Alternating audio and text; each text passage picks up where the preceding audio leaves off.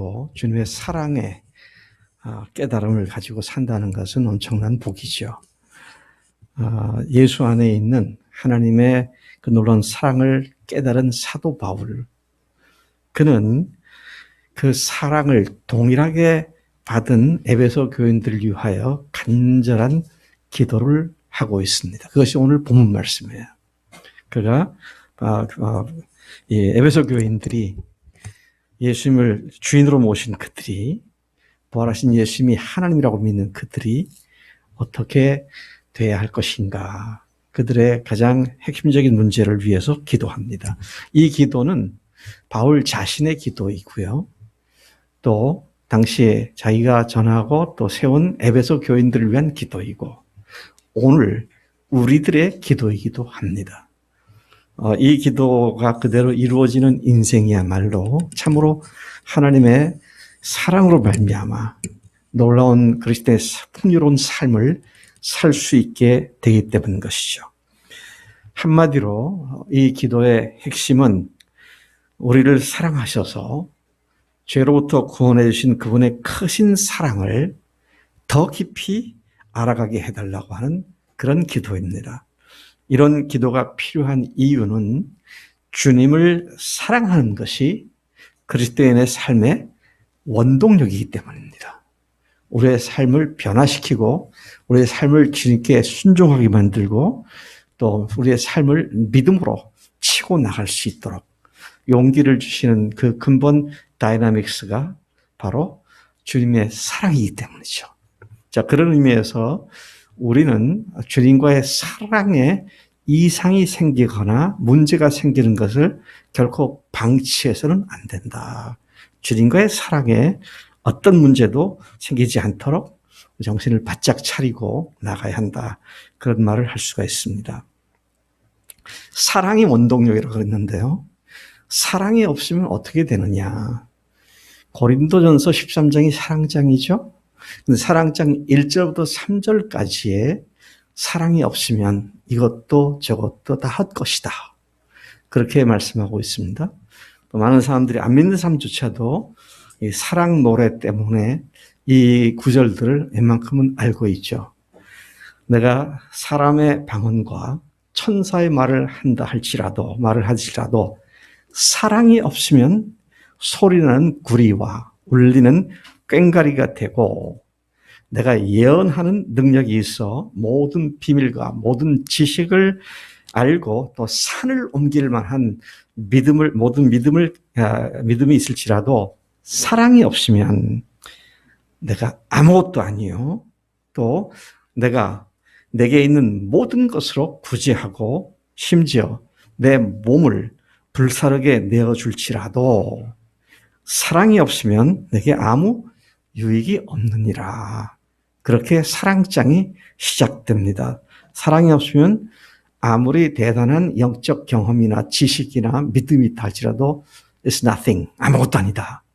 그렇게 말씀하고 있습니다. 근데 우리 이 말씀에서 경악스럽게 보아야 할 것은 뭡니까?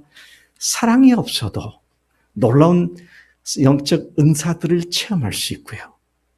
여기 보니까 예언도 하고 방언도 하고, 그래도 사랑이 없으면 아무것도 아니다. 그래서 영적인 깊은 어떤 경험을 하는 것도 사랑이 없어도 가능하다. 또 내가 갖고 있는 모든 것을 다 재산을 나눠주고 구제하는 일도 사랑이 없어도 그렇게 할 수 있다. 뿐만 아니라 내 자신의 몸을 불사르게 내어준다. 무슨 말입니까? 분신 자살을 한다 하더라도, 대의명분을 위해서 내 몸을 불사르는 분신 자살을 한다 할지라도 사랑 없이 할 수 있다는 사실을 말씀하고 있는 것을 보게 됩니다. 또 뭐라고 했습니까? 어마어마한 믿음, 산을 옮길 만한 믿음이 있을지라도 사랑이 없으면, 그러니까 사랑이 없어도 산을 옮길 만한 믿음의 행사를 할 수 있다는 거 아닙니까? 그래서 사람들은 속습니다. 그래서 하나님의 일을 자기가 잘한다고 생각하는 것 같아요. 그런데 그것의 근본 모티브는 주님께 대한 사랑, 주님께 주신 사랑으로부터 다른 영혼들을 사랑하고 주님의 교회를 사랑하고 주님께 헌신하는 그런 것이 돼야만 의미가 있는 것이다. 그래서 그것 없이, 사랑 없이 그런 걸 뭐든 한다 할지라도 그게 나에게는 아무것도 아니고 내게 아무 유익도 되지 않는다. 그렇게 사랑의 중심성을 이야기하고 있죠. 그래서 우리 그리스도인의 신앙생활에 있어서 가장 중요한 모티브는, 동의는 사랑이지 습관이나 기계적이거나 의무감이나 책임감으로 하는 것이 아니다 하는 것이죠. 자, 과연 우리가 이 사랑이 없이 그렇게 할 때에는 그렇게 헌신을 해도 나에게 별 의미가 없고 유익이 없다. 그런 말씀을 하고 있는 것입니다. 오늘 우리가 읽은 2장, 에베소 2장 4절, 5절에서 뭐라고 말씀하십니까? 긍휼이 풍성하신 하나님이 우리를 사랑하신 그 큰 사랑 때문에 죄와 허물로 죽은 우리를 그리스도와 함께 살리셨다. 그렇게 말씀을 하십니다. 우리를 죄와 허물로부터 살리신 것은 하나님의 그 크신 사랑 때문이다. 그 크신 사랑으로 우리를 살리셨다. 그렇게 말씀을 하고 있죠. 따라서 예수님의 십자가와 부활로 값 없이 구원받은 우리는 우리를 사랑하셔서 우리에게 퍼부어 주신 하나님의 그 크신 사랑을 알아가고 그 사랑을 더 깊이 누리며 살아감으로써 어제보다 오늘이, 오늘보다 내일이 주님의 뜻대로 성장하고 변화되어 사명자로서의 삶을 살아갈 수 있게 되는 것이다 하는 것이죠. 믿음이 성장했다는 말은 사랑이 성장했다는 말입니다. 예, 사랑이 성장하지 않은 상태에서 믿음이 성장한다는 것은 사실상 어불성설이다. 그렇게 얘기를 할 수밖에 없습니다. 베드로도, 지금 이건 바울을 통해서 말씀하셨는데, 베드로도 그의 두 번째 서신 마지막 절 3장 18절에서 오직 우리 주 곧 구주 예수 그리스도의 은혜와 그를 아는 지식에서 자라가라고 마지막 말씀으로 당부하고 명령했습니다. 근데 은혜와 지식에서 자라가라. 여러분, 은혜가 뭐죠? 이 은혜가 한번 얘기해 보세요. 은혜가 뭐예요? 네, 받을 자격이 없는 사람에게 사랑을 주시는 것. 그렇죠?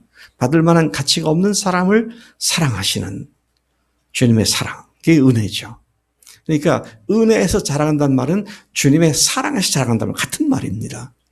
자, 그래서 그리스도인들의 기본적인 삶의 원동력은 사랑에서 자라가는 것이다. 주님과의 사랑에서 변화를 경험하는 것이다. 이 사실을 계속해서 반복하여 말씀하고 있는 것을 보게 됩니다. 자, 계속해서 우리가 보면은요, 값 없이 주시는 사랑인 은혜에서 자라가라고 그러죠. 주님은 오늘 본문 말씀인 에베소서 2장에서 말씀하셨는데, 그 다음 장 3장에서 사랑 안에서 자라가는 것에 또 다른 표현으로 말씀하고 계십니다. 2장에서는 사랑 안에서 자라가라 그렇게 말씀하시는데 3장에서는 그 사랑을 더 깊이 알아가라 그런 표현으로 하고 있습니다만은 그것을 구체적으로 한번 찾아보겠습니다. 3장 17절부터 19절까지의 내용을 우리가 같이 한번 지금 하나님께서 바울을 통해서 뭐라고 말씀하시는지, 사랑 안에서 자라가라는 말을 어떻게 다른 말로 표현하고 있는지 17절부터 3장 17절부터 19절까지 같이 한 목소리로 읽어보시겠습니다. 시작.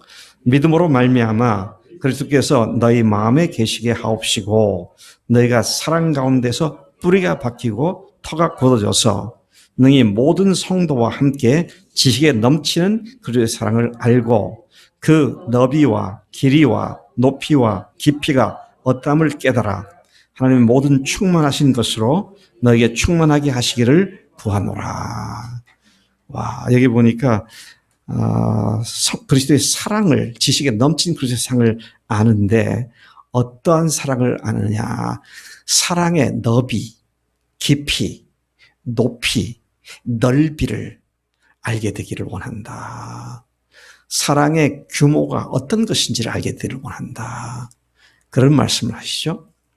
자, 그래서 저는 바울이 이렇게 모든 성도들이 하나님의 좀 충만이 성도들에게 임하게 되는 결정적 요소가 뭐냐. 그럴 때 성도들 마음에 계신 그리스도께서 그분의 사랑의 너비와 깊이와 높이와 넓이를 길이와 높이와 깊이를 깨닫게 해주시는 것임을 선포하고 있음을 보게 됩니다. 자, 다시 말하면 성령께서 예수님을 주인으로 모신 그리스도인들에게 하나님의 모든 충만을 누릴 수 있게 해주는 결정적 요소가 뭐냐? 그분의 사랑의 너비, 깊이, 높이, 길이를 깨달아 아는 것이다. 그렇게 말을 하고 있습니다. 여러분, 우리가 하나님의 사랑의 규모를 알게 되면 우리가 주님 앞에 더 엎드릴 수밖에 없죠.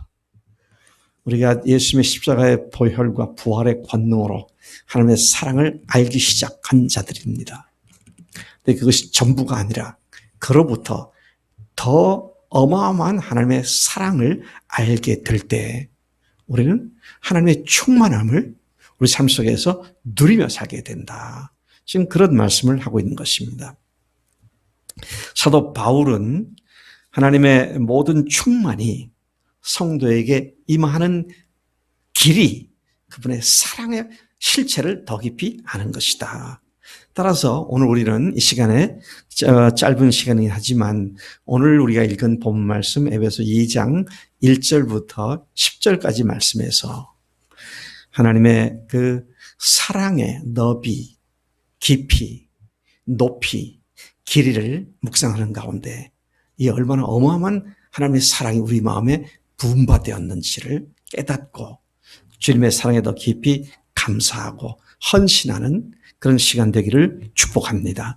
먼저 1절부터 3절까지를 보면요. 오늘 읽은 2장 1절부터 3절까지 보면 원래 우리가 어떤 존재였는지 하나님께서 우리를 어떤 존재로 보셨는지 우리들의 비참한 상태를 먼저 말하고 있습니다. 하나님의 절대적인 사랑을 필요로 했던 우리의 상태, 하나님께서 보신 우리의 영적 상태, 그것이 1절부터 3절까지 나와 있습니다.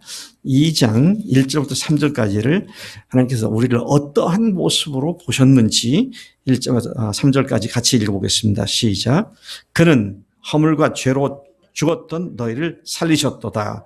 그때 너희는 그 가운데서 행하여 이 세상 풍조를 따르고 공중의 권세 잡은 자를 따랐으니 곧 지금 불순종의 아들들 가운데서 역사하는 영이라. 전에는 우리도 다 그 가운데서 우리 육체의 욕심을 따라 지내며 육체와 마음이 원하는 것을 하여 다른 이들과 같이 본질상 진노의 자녀였더니 하나님께서 우리를 어떻게 보셨느냐, 어떤 존재로 보셨느냐, 참으로 기가 막힌 우리의 모습을 그려주고 있습니다. 1절부터 3절까지 내용을 보면 우리는 하나님께서 보신 우리는 어떤 허물과 죄로 죽었던 자들이었다.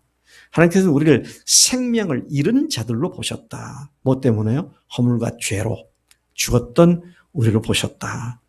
2절에 보니까 우리는 죄의 종이 되어서 세상 풍조를 따라 살았던 자들이었다. 하나님은 우리를 세상 풍조를 따라 사는 자들 그렇게 보셨다는 것이죠. 그리고 우리는 공중 권세 잡은 마귀를 따르는 자들이었다. 마귀의 종이 되고 마귀가 시킨 대로 했던 그런 존재들이었다. 하나님이 그렇게 우리를 보셨다는 것이죠.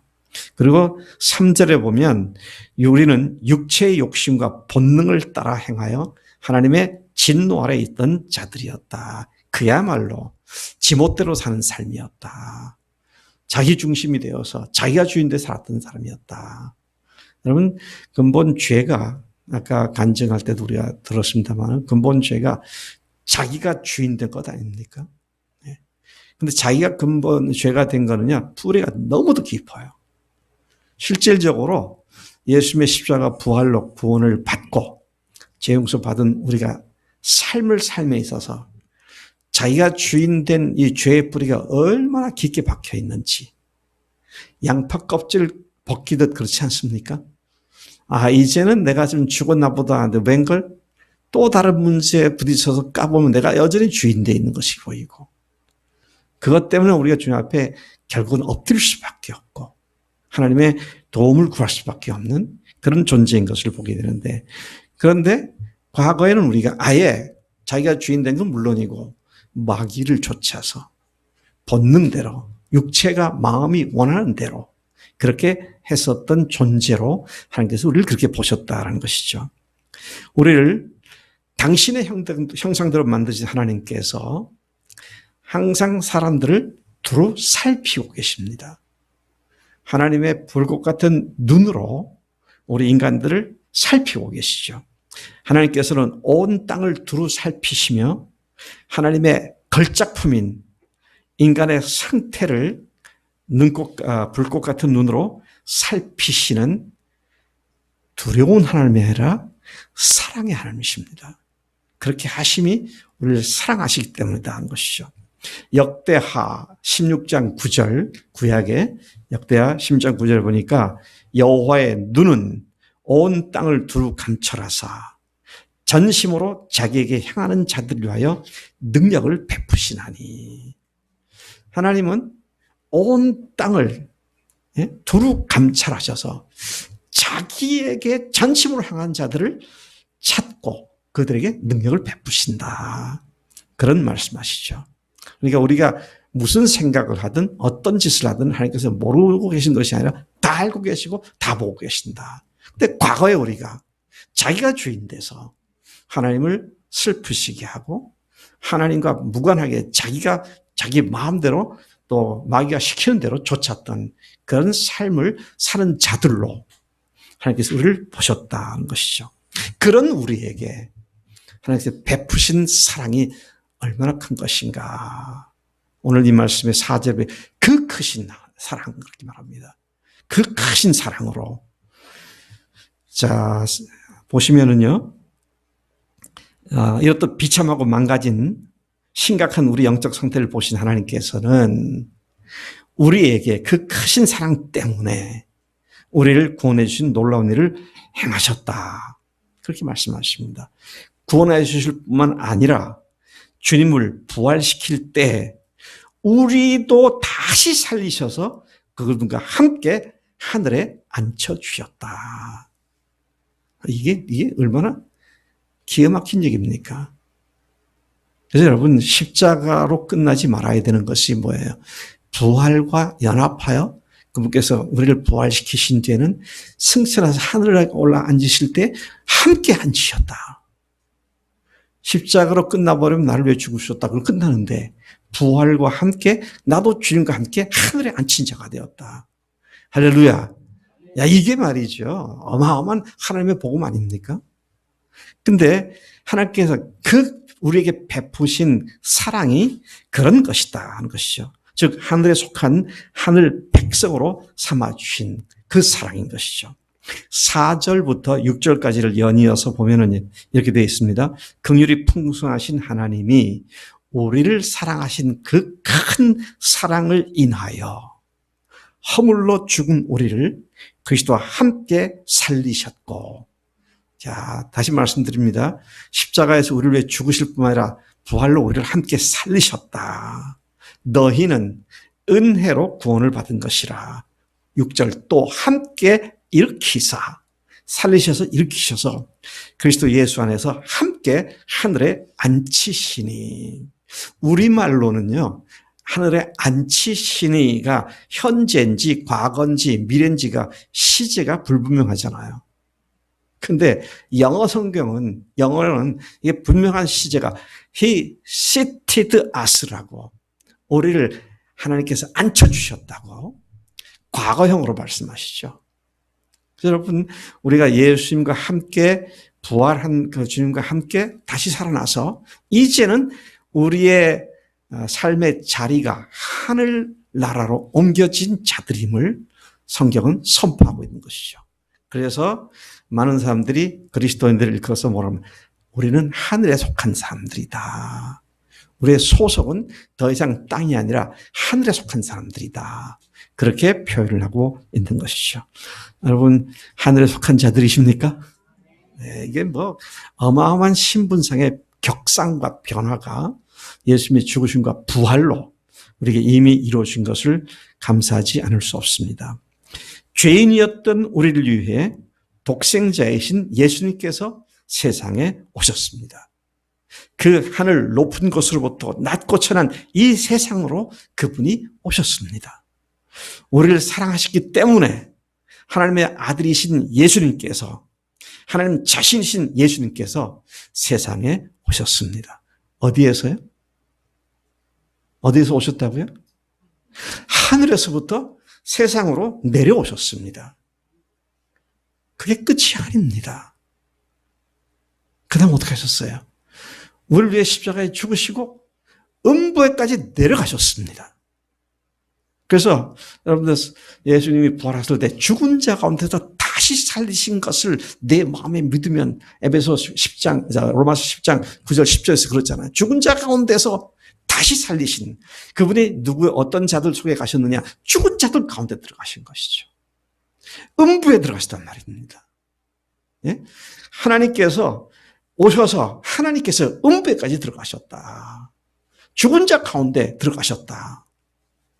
그렇게 주님의 사랑은 땅속 깊은 곳까지 내려가시는 그러한 하나님의 사랑의 깊이를 여기서 우리가 엿볼 수가 있는 것이다 하는 것이죠. 여러분, 하나님의 사랑의 깊이는 하나님이신 예수님께서 죽음 가운데로 들어가시는 그 깊은 곳까지 가시는 그런 일을 행하신 분이시다 하는 것입니다. 베드로전서 3장 19절에 보면 베드로가 그렇게 말합니다. 그가 또한 영으로 가서 옥에 있는 영혼들에게 선포하시니라. 물론 여기에 대한 해석에 대해서는 여러 가지 해석이 가능합니다만은 그러나 문자 그대로를 보면 예수님이 십자가에 돌아가신 뒤에 육체는 땅에 묻혀졌죠. 근데 그 영은 옥에 가셨다 그랬어요. 그래서 당신을 거기 가서 증거하셨다고 말씀하십니다. 다시 말하면요, 그분이 죽은 자 가운데 들어가셨고 그 영이 옥에까지 내려가셔서 그 깊은 곳까지 내려가셔서 당신이 누구인지를 드러내시는 그런 일을 하셨다고. 하나님의 사랑은 영혼 깊숙한 곳까지, 지옥 깊숙한 곳까지 들어가는 그런 사랑이었다. 우리 때문에 죽음을 경험하시는 그런 깊이의 사랑이었다. 그런 말씀으로 이해를 할 수 있는 말씀입니다. 우리를 향한 그분의 사랑은 음부까지 내려가신 깊이의 사랑이었습니다. 우리를 살리기 위하여 스스로 음부까지 가신 그 크신 사랑을 하나님께서 우리 마음에 퍼부어 주셨다. 그렇게 말씀하시죠. 로마서 5장 5절의 그 말씀이죠. 그 크신 사랑을 우리 마음에 부음받으셨다. 제가 언젠가 그 말씀 가지고 설교를 한 일이 있습니다만은 거기에서 마음에 부었었다라고 할 때 영어로는 poured라고 하죠. pour라는 말은 뭡니까? 쏟아붓는다는 말입니다. 그 사랑을 우리 마음에 쏟아부어 주셨다. 어떤 사랑에 영혼 깊숙한 곳에 음부까지 내려가시는 그 사랑을 하나님께서 우리 마음속에 퍼부어 주셨다. 그렇게 말씀을 하고 있는 것이죠.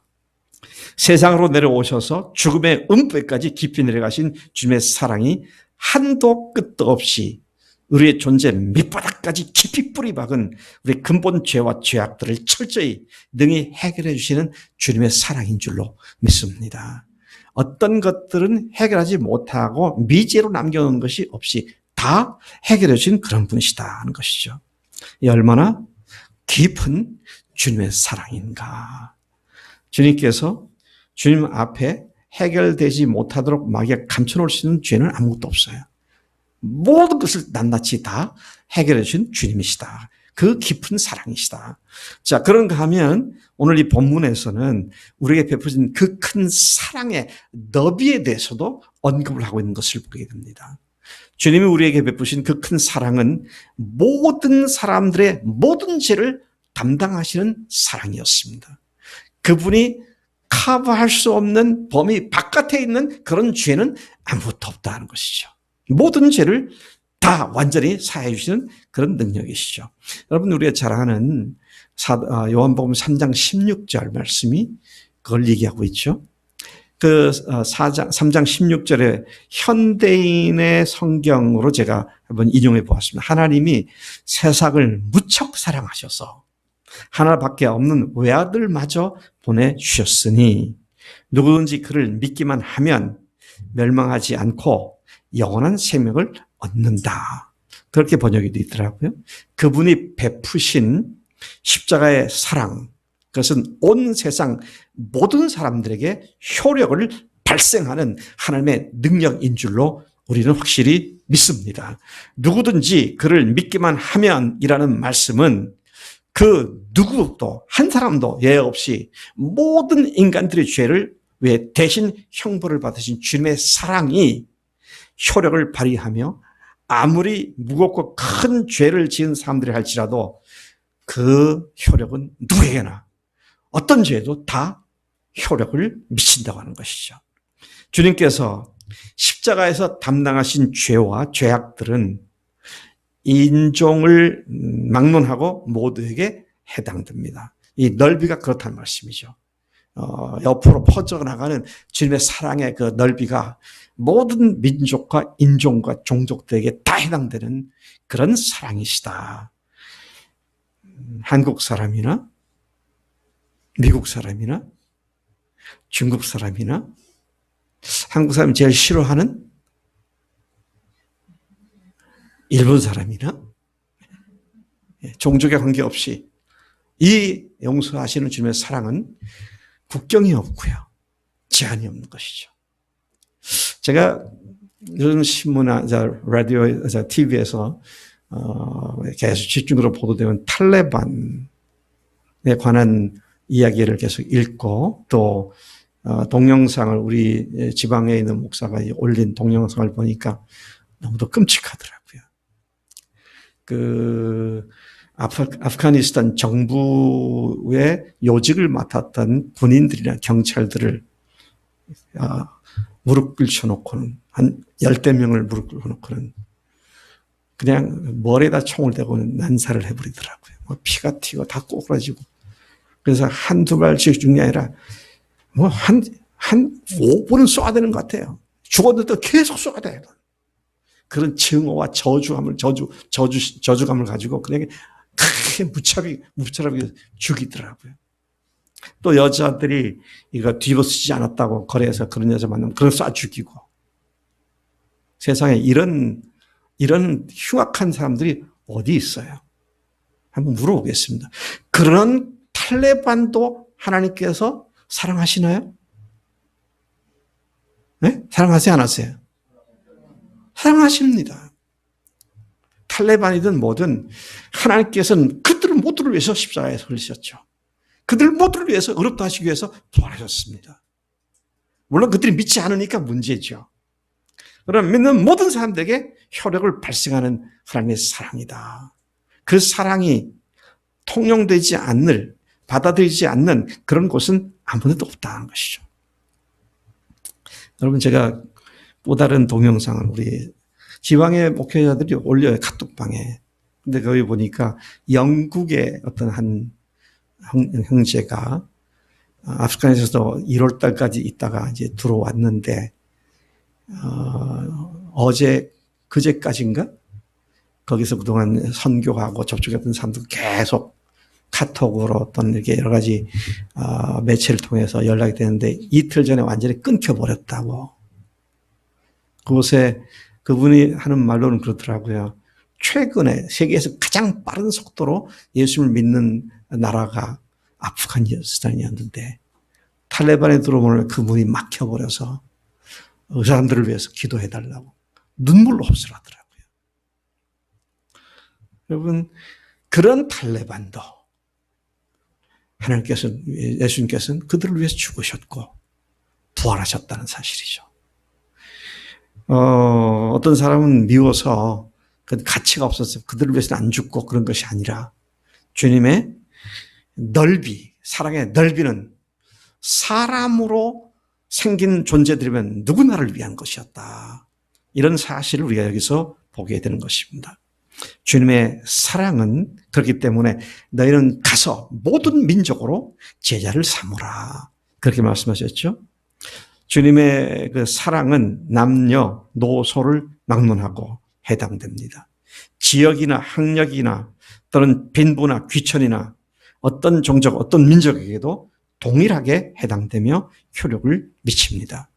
그분께서 베푸신 십자가의 사랑과 부활의 능력은 동쪽부터 서쪽까지, 남극에서 북극까지 온 지방, 온 세계에 동일하게 구원의 능력을 나타내십니다.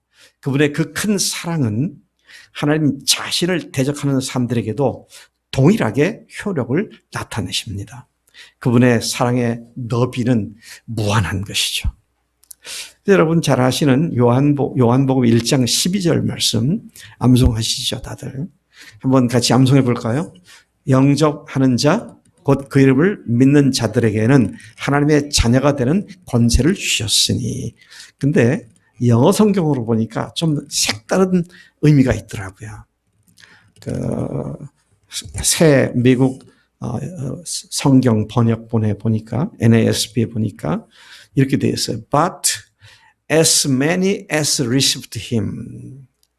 As many as 그렇게 말하고 있습니다. Received him. 그분을 영접하는 많은 사람들을, 영접하는 대로 그 많은 사람들을 다 주님께서는 하나님의 자녀로 삼아주신다. 그렇게 말씀하십니다.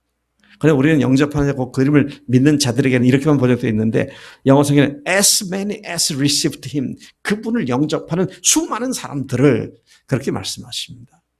그래서 여러분께서, 주님께서 사랑을 베푸시는 데 있어서는 어떤 존재도 구분이 없다. 예수님을 영접하면 누구나 구원받는다. 자, 이것이 그분의 사랑의 너비에 해당하는 것이다. 그러면 우리에게 베푸신 그분의 사랑의 높이는 어떠한 것인가? 역시 이 본문에 암시되어 있고 또 언급되어 있는 것을 봅니다. 아까 우리가 읽었습니다만 다시 4절부터 6절에 어떻게 표현되는가를 보겠습니다. 긍휼이 풍성하신 하나님이 우리를 사랑하신 그 큰 사랑을 인하여 허물로 죽은 우리를 그리스도와 함께 살리셨고, 그 다음에 또 함께 일으키사 그리스도 예수 안에서 함께 하늘에 앉히시니. 음부까지 내려간 하나님의 사랑이, 동서남북 모든 것을 커버하시는 너비의 사랑이 이제는 그분과 함께, 그분이 부활하실 때 함께 다시 새 생명으로 태어난 자들이 그분과 함께 하늘에 올라가 하나님 우편에 앉아 계시는 자가 되게 하셨다. 야, 하나님의 사랑은 땅속 깊은 곳으로부터 하늘나라까지 모든 존재들에게 동일하게 해당되는 그러한 은혜의 하나님의 사랑을 보게 되는 것이죠. 그 큰 사랑의 높이가 우리를 하늘나라까지 이끌어 주시는, 하늘나라에 앉혀주시는 그런 사랑이었다. 자, 그런 말씀을 우리가 여기서 하고 있는 것을 확인하게 됩니다. 우리에게 베푸신 그 큰 사랑이 우리를 주님 자신이 계신 그 높은 하늘에 우리의 자리를 함께 있게 해주셨다. 그분의 사랑의 높이는 하나님의 나라에 그분과 함께 앉혀주시는 그런 높이의 사랑임을 보게 됩니다. 그분의 베푸신 사랑은 우리로 그분과 함께 왕노릇하게 하시는 높이의 사랑인 것이죠. 할렐루야. 참 이러한 사랑을 받은 자로서 이 사랑을 깨닫게 될 때 우리는 더 주님을 헌신하고 주님께 사랑을 드릴 수밖에 없게 된다는 것입니다. 우리 박성희 자매도 보면 굉장히 열심히 사느라고 애를 써요. 어떤 때 보면 내가 볼 때, 안타까울 정도로 애를 많이 써. 근데 지금은 그렇지만 사실은 하늘에 속한 자잖아요. 그래서 그거 생각하면 지금 어렵다고, 힘들다고, 그렇게 너무 속상하지 않아도 하나님께서 큰 역사로 보상할 날이 이미 이루어질 줄로 믿습니다. 네. 우리 박성희 자매가 사람들 이렇게 건강 때문에 애쓰는 것도 그렇고 또 자녀들 또 유학 가가지고 하나 애쓰는 것도 보면 그럼 참 대단한, 저게 조그만 여자인데 대단하다 그런 생각이 들어요. 근데 그보다 더 중요한 거는 뭐예요?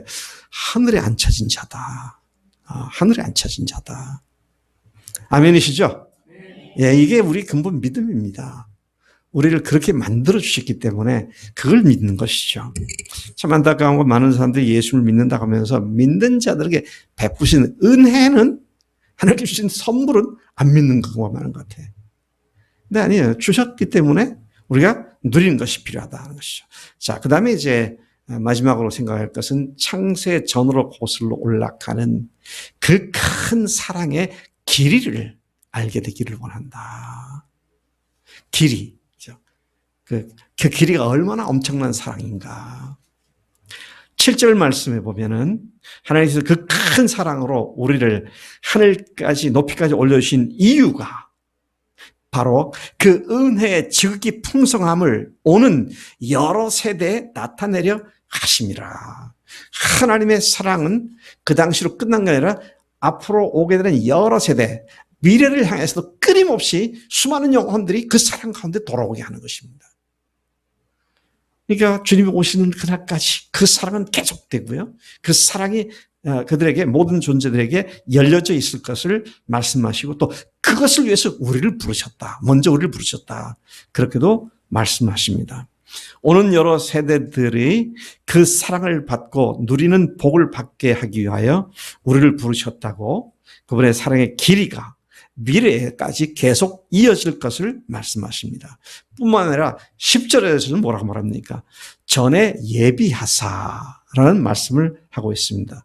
10절을 다시 한번 들어보면, 우리는 그가 만드신 바라 그리스도 예수 안에서 선한 일을 위하여 지으심을 받은 자니, 이 일은 하나님이 전에 예비하사 우리를 그 가운데서 행하게 하려 하심이니라. 하나님께서 전에 예비하셨다. 그런데 언제 예비하셨나요? 창세 전부터 얘기하죠. 자, 여러분, 지금 우리가 2장을 보고 있잖아요. 2장을 보고 있는데 에베소서 1장과 3장에서는 뭐에 대한 얘기를 하고 있습니까? 1장과 3장에서 뭐에 대해서 얘기하고 있죠? 교회에 대해서 얘기를 하고 있지 않습니까? 근데 1장 1절부터 3절, 5절 보면 그렇습니다. 창세 전부터 하나님 속에 예정하신 바였다. 그리스도 안에서 우리를 택하셨다. 사도 바울의 에베소서를 쓰면서요, 교회가 이런 것이다 얘기하는데 10장에, 그 다음 3장에서도 보면은 이전 세대 사람의 아들들에게는 이 비밀을 알리지 않으셨는데, 이제는 그리스도로 말미암아 성령을 통하여 모든 사도들과 선지자들과 또 선지자를 통해서 오늘 우리에게 이 비밀을 알려주셨다. 창세 전부터 감추었던 교회에 대한 비밀을 오늘 우리가 알게 되었다. 그런 말씀으로 1장과 3장에서 얘기하고 있는데, 그 가운데 있는 2장에서 그 하나님의 교회가 창세 전부터 되었는데, 그래서 여기서 말씀하신 것이 전에 예비하사, 예비하신 것이 예수님으로 말미암는 교회를 세우시고, 그 교회 속에 믿음으로, 은혜로, 선물로 구원받은 자들이 교회 멤버가 되고, 또 교회 속에서 주님의 오실 일들을, 맡기신 일들을 감당하게 하신 이 어마어마한 거대한 영적 비밀을 말씀하는 그 문맥 속에서 지금 이 말씀을 하고 있는 것을 보게 됩니다. 자, 그러면 어떻습니까? 지금 7절과 10절을 보니까 주님의 사랑에 대한 이야기는, 과거에는 우리 입장에서 과거에는 창세 전으로 들어갑니다. 우리 인간의 입장에서는 앞으로는 주님 오신 날까지 계속 이어지게 됩니다. 전 인류 우주의 역사 전체 스코프를 총망라하는 것이 주님의 사랑이라는 것이죠. 그게 주님의 사랑의 길입니다. 그 속에 있는 모든 존재들이, 모든 인간들이 주님께 돌아오기를 원하시고, 또 그들에게 십자가의 죽으심과 부활로 영원한 생명의 길을 활짝 열어두신 주님의 사랑, 이것이 바로 그분의 사랑의 길이가 된다. 그래서 뭡니까? 하나님의 사랑은 알파요, 오메가가 되시는 것이다. 전 인류 역사를 다 포괄하는 하나님의 능력이다 하는 것입니다. 이런 하나님의 거대한 길이의 사랑인 교회를 세우는 일을 가능하게 하는 것은 전적으로 그분의 그 큰 사랑입니다. 그 큰 사랑이죠. 또한 본문을 통해서 주님은 우리 믿는 자들에게 그 일에 동참하는 하나님의 사역자들임을 강조하고 있습니다. 10절이 그걸 특별히 강조하죠. 우리는 그가 만드신 바라. 그가 그리스도 예수 안에서 선한 일을 위하여 지으심을 받은 자니. 그러니까 우리가 사역자란 말입니다. 그 일을 위해서 새로 지음받았다. 새로운 피조물이 되었다. 이 일은 하나님이 전에 예비하사 우리를 그 가운데서 행하게 하려 하심이니라. 그래서 우리의 존재 자체는 뭡니까? 하나님의 사랑을 전하고 선포하는 그런 사명자의 삶이다. 그래서 여러분, 하나님 앞에서 자신이 하나님과 같아지겠다고 교만한 죄를 지은 인간은 그 죄의 결과로 죄와 사망의 권세하로 굴러 떨어졌습니다. 그런 인간을 하나님은 사랑하셨고 창세 전부터 하나님의 교회를 세우실 것을 계획하셨습니다.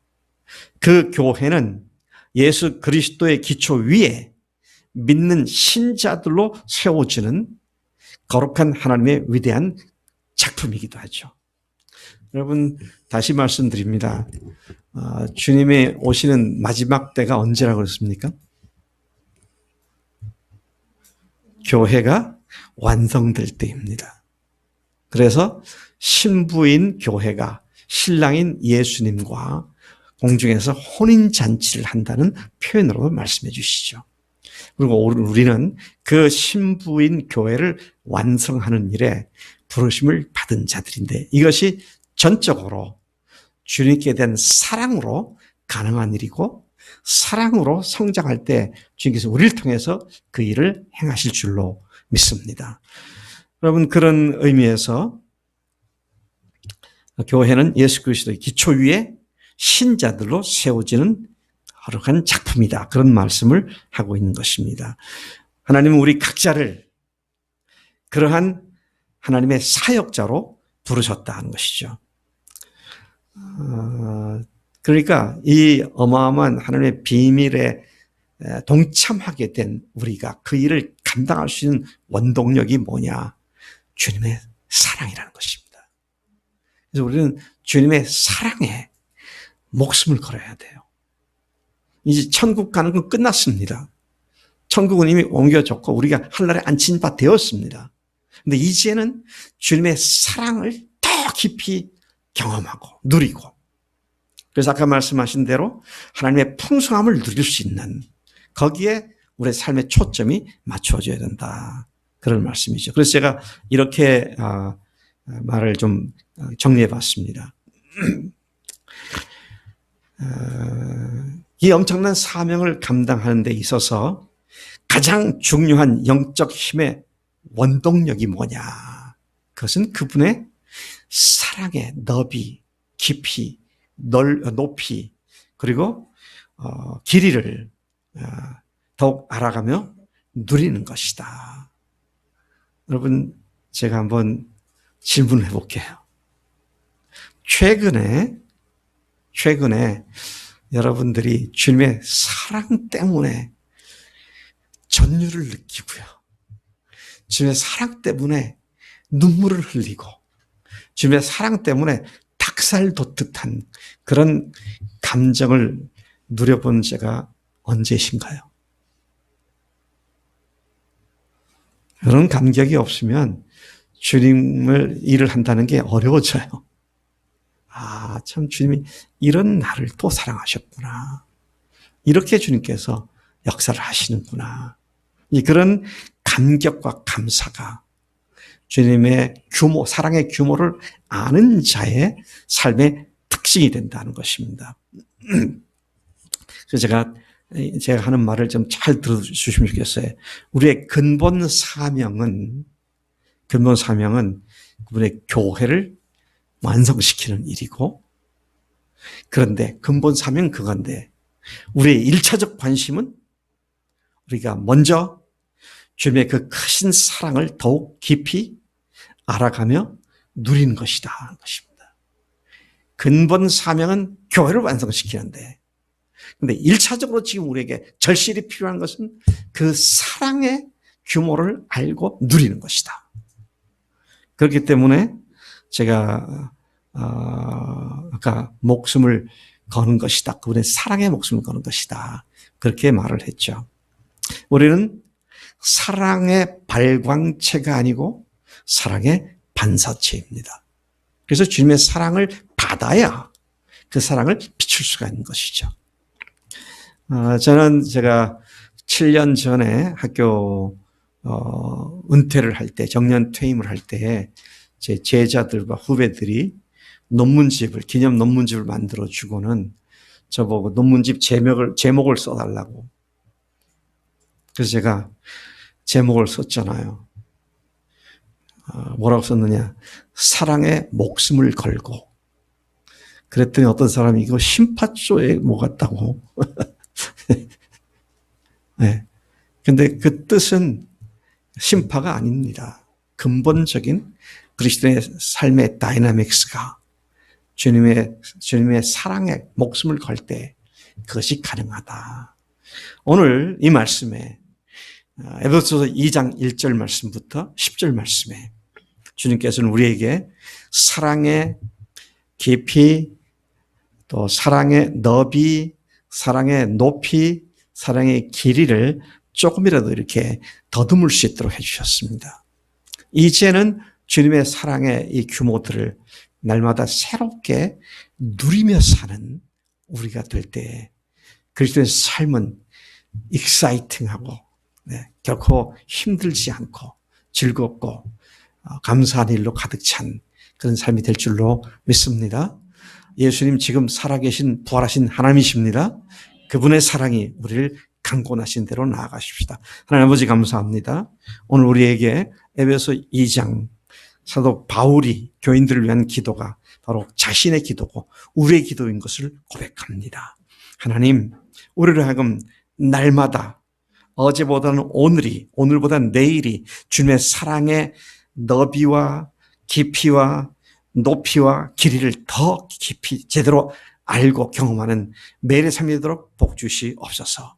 그것을 주님 앞에 목숨을 구하는 우리가 되도록 인도하신 줄로 믿습니다. 그렇게 살겠습니다. 감사하고 예수님의 이름으로 기도를 섭나이다. 아멘, 아멘. 우리 아까 불렀던 찬송